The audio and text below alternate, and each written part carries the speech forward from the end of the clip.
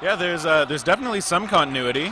This year's captain, Matt Garcia Silveira, who's part of the rush there, he's returning from the team.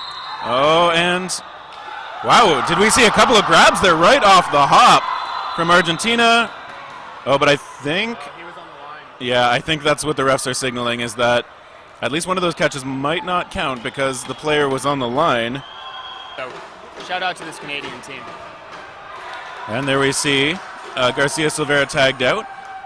You can also see Canada has started doing something over the last year where even when they're down one ball, that one player who comes out high on defense seems to be on the attack a lot more than you might expect.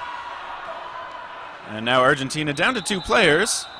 Yeah, but they seem to be confident in their dodging. There we see some charge counters, and I think confidence coming from that Canadian side, right? They can take those trades, come out. 3v1 is easier than 4v2. And there, Hustis finishes off the point.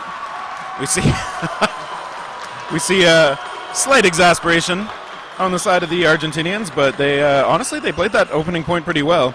The last match, both teams got in trouble for self-reffing, so look for the refs to shut that down very quickly. The refs are there for a reason. The players just have to be players, and yelling across the court isn't going to get you anything but a warning or a card.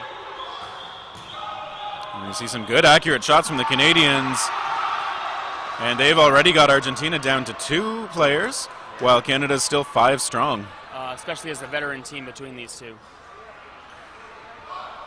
And now we see the attack from Wu missing, and a good jump and a nice kill shot. confirmed. Wu was very aggressive, and he paid for that one. Yeah. Especially if he comes out in a trade there, right? It's worth the risk. It's 5-on-1. And there we go, seeing the Canadian side clinch the game number 2, putting themselves up 2-0. And we're seeing Canada a couple of times. They appear to have a signal where both corners charge, even though they're on defense. Or it's not on that person directly in front of you. We're just going to charge them down and take that space as quickly as possible. It's one of the most efficient shots. You're more likely to hit it, force a bad dodge, force them out of bounds, something like that. Works pretty well. And speaking of working pretty well, Garcia Silveira knocked out on the shot. And there a finger block from Martin Dutil in his first year on the Canadian national squad, playing out of the province of Quebec. I think the first Quebec member on the full Canadian national team, so good showing from him. Big block there. Also, I think this is the first time the Argentina side has a player advantage in the game. Tavella is okay. Yeah, it just looks like he got a little jammed up there, but should be good. And this time they make sure on Garaventa before he can make a play, so Canada now bringing it down to just 3 on the side of Argentina. It starts to slow down, right? Each player has a blocking ball, but not anymore. Yeah, He survives that play, though. Yeah, some good. I think he may have hit the line. Yeah. Ooh, it's amazing how used to it you get at a certain point. And there we saw Canada on that offensive. They do not connect, and instead see Argentina back on the offensive. They hit out Nathaniel Zanke there. He's gesturing like he kind of tried to squeeze that ball but wasn't able to. And so, yeah, I guess in the discussion, it seems like maybe Canada did connect with Tomasi. We'll have to see if maybe the sideline report can get us the information. Martin Dutil missing on the opening rush, but both sides still 6 strong. You see Hustis providing pressure for Canada and getting under those balls coming his way from Argentina. And I think, yeah, Zanke was hit out. It looks like we have Hong Kong and Australia, if I'm not mistaken. And right now we've got a 1-for-1. Big catch there! Wow. And now Argentina certainly in good position to get their first points of this match. And a 1-for-1. That's the advantage of having the player advantage. You can take those trades, and it's just beneficial for you for the most part. On the court, grinning like a madman while he was doing it. I think that was his first year on the team too, so. And now Argentina willing to go for that trade again. Wu stepping into that throw. Can potentially distract a player just enough to throw off what they're trying to do. Wu trying to absorb that pressure while he throws. And I think Argentinian side getting a little frustrated here. It's Tomasi's getting pretty frustrated. All right, a little cross-body shot from Wu. And the refs saying that was a connection as well. Come to the line and attack pretty often. We see the cross-court shot missing. Wu coming up, but still under pressure. And there's another conversation. Oh, timeout called by the Canadian side, it seems. He blocks a shot. He decides to go on the offensive. He tags Tomasi. And now it's just Resignata and Wu. Good dodge by Resignata. Comes to the line. And he misses low. Wu now on the back and forth. Those blocks pretty quickly and on the attack. And he... connects with his face. Yeah, that ball coming in just over the blocker. And John Wu converting I believe that was a 1-on-5 when at the time he was left alone. Yeah, that was a 1-on-5 comeback. That's very impressive. You see them kind of moving forward and back. Maybe trying to draw a bit of extra attention their way. Garcia Silveira coming out high, trying to protect that ball as it rolls over to his sideline. Ball retriever sending it back in. Garcia Silveira tagged out. Zanke hit out as well. Now it's just Richard Tom Singh. He will be by himself. He's got a big throw. He's going to need to use it here. It goes outside his body toward the opposite corner. This time toward the middle player. Coming from across, he elects to go straight in front of him. Oh, and I think he touched the line there at the back. He knew it as soon as he did it. But he is down, and Argentina forces their first point. They may have gotten the line violation at the end to close it out, but they connected with some big shots to set that up. Zanke threatening the huddle, but those throws toward Estabrooks missing. Renican hit out. And Zanke, I believe, on the double. Snow hit out in the corner as well.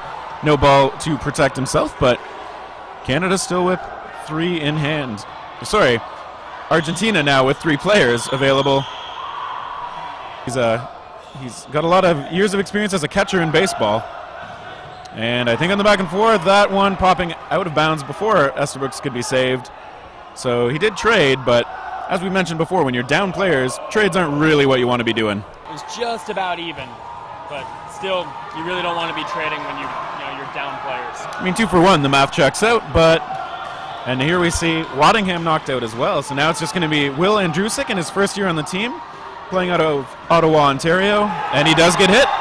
Argentina, 3rd point on the board. Okay, 7-3.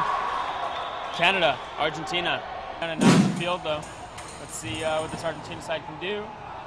Another one tagged out. This Canadian side is looking solid. Their shots are hitting, and they're hitting hard. Yeah, Altamirano there not able to elude it, and so you see a hard shot on the...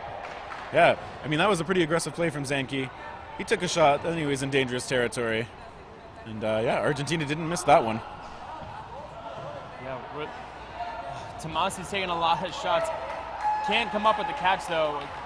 Guess baited it. Knew that counter would come. Almost got his hands on it, but just couldn't keep it. Oh! And almost another catch. Just a little bit bobbled. Trying to keep his hands solid on that, but good effort. Very good effort. Still moving, just so everyone at home knows. Send us your questions. We'll have a little bit of a break.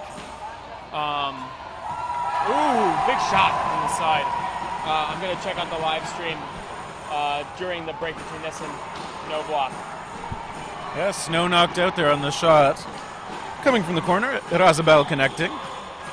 And Canada down to only 2 now. Ranican and Tom Singh. Teammates on Rampage this past year, competing in the Canadian national competition. Ranican snapping a shot off and making a grab. Ranican showing off his offense and his defense. Beyond them to throw. You see the shots toward Tom Singh missing. Ranican looking for a catch, gets tagged. Tom Singh going low on his back. Gets those hands up in case he was going to have a chance to make a catch. But Argentina now with that player edge coming up to the line.